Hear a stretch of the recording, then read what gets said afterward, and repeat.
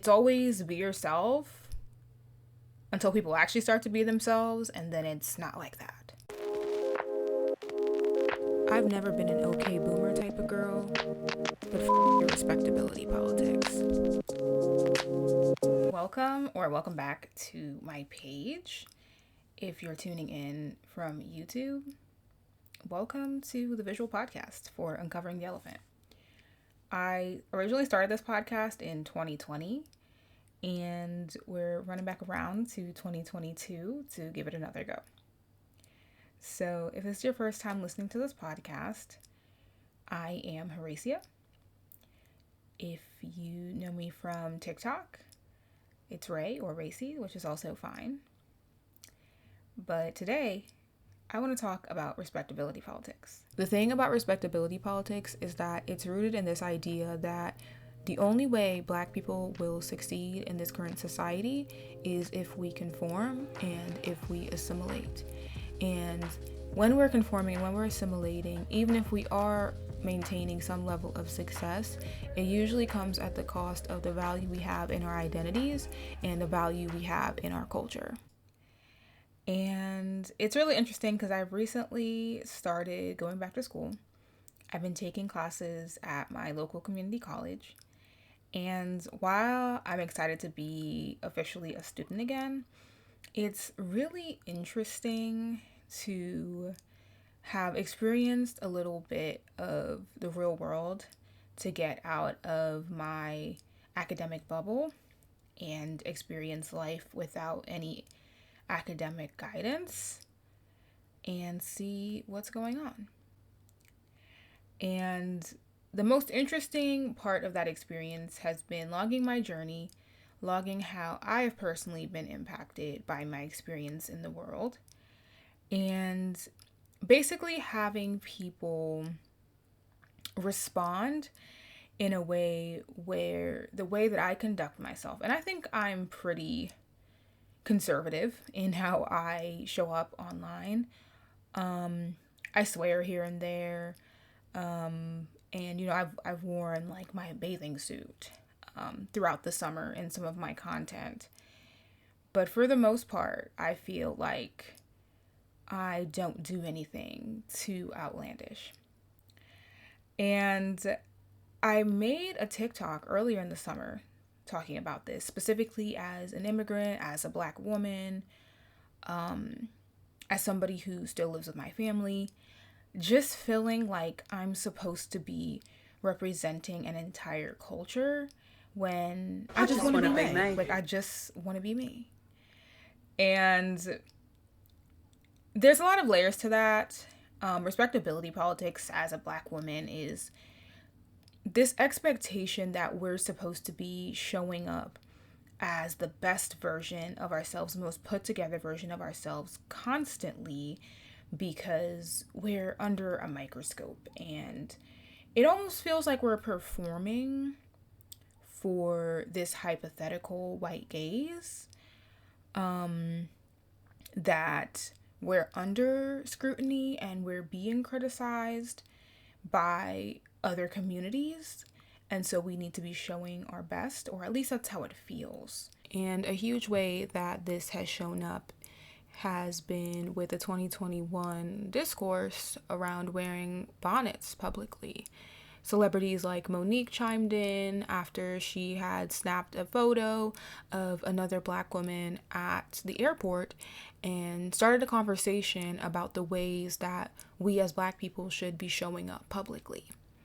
And how that was received by many is that we should be constantly in our best because non-Black eyes are on us, instead of we should be showing up as ourselves and prioritizing our own comfort. But I made my platform to represent what I think and what I've experienced.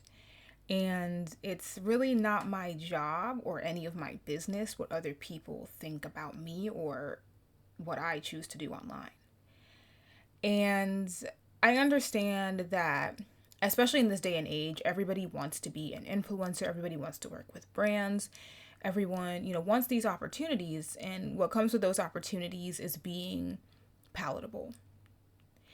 And when you're palatable, you're more likely to get the brand deals, you're more likely to get the sponsorships because you're not viewed as problematic, you're not viewed as difficult. But a lot of the times, beyond people who are purposely controversial to get their name out there or to be recognized, a lot of times people are just being themselves. And it doesn't mean that we're always going to be liked, but at least we're being authentic. And if brands don't want to work with me because I choose to use the N-word, or I dress a certain way, or I talk about taboo topics in their opinion, then they have every right to do that.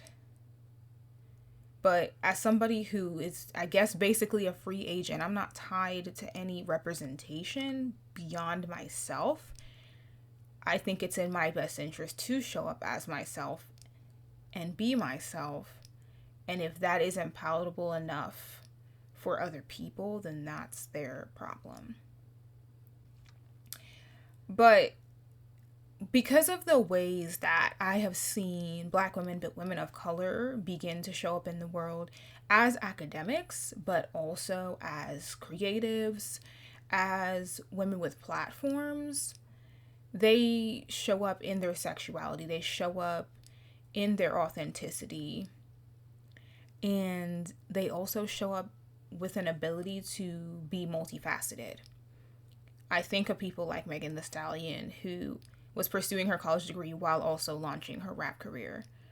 I think of people like Nicki Minaj, who is known as this big character, but when you watch videos from her performances, she's constantly telling her fans to stay in school and to pursue their education. And then people like Cardi B, who came from being a reality TV personality and a dancer to getting commended by communities for normalizing non-Western traditional practices and talking to politicians. And modern media does attempt to discuss this. Coco Connor's character from Dear White People almost entirely revolves around what it means to be affected by this issue. Coco is constantly battling against perceived Black stereotypes.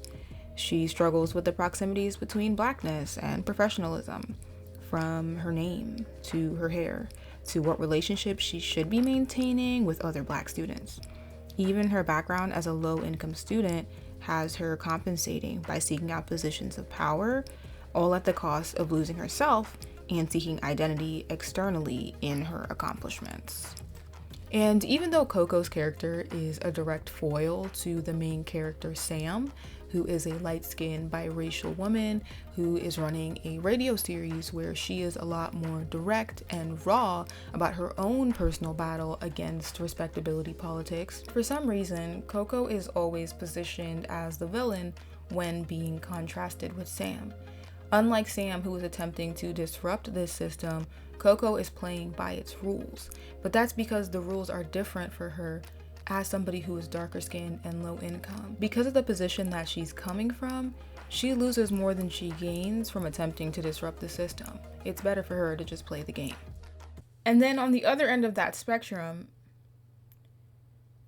it feels like to show up as myself, I'm somebody, for example, that is a little bit more academically inclined. I could show up on here with the slick back bun and the button down shirt and the clean aesthetic and the academic language, and someone would still see a problem with that. Someone would still maybe believe that I was being inauthentic. But the expectation is that I'm supposed to be one-dimensional. If I'm going to be an academic, then I should just be here to educate other people. I shouldn't be using my platform to talk about my experiences, to talk about what I want to talk about.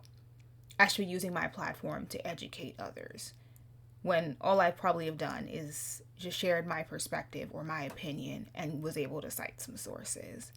So now, as a Black woman, I shared my opinion one time on race, or a few times on race, mostly rooted in my experience, and I'm being positioned as the professor of diversity and inclusion because that's the only role that Black people are supposed to have if we are going to be speaking, right? Most people who are creating content are just sharing their journey here on Earth. And you can choose to come along for the ride, or you can choose to shut the up. But you don't get to tell other people how they can show up, especially when they're showing up in a way that isn't hurting anyone, but maybe is pushing you to a level of discomfort to reflect on how you are showing up. People are welcome to join on the journey. There's more than enough room. But there's no room for me to stop being myself in order to accommodate you.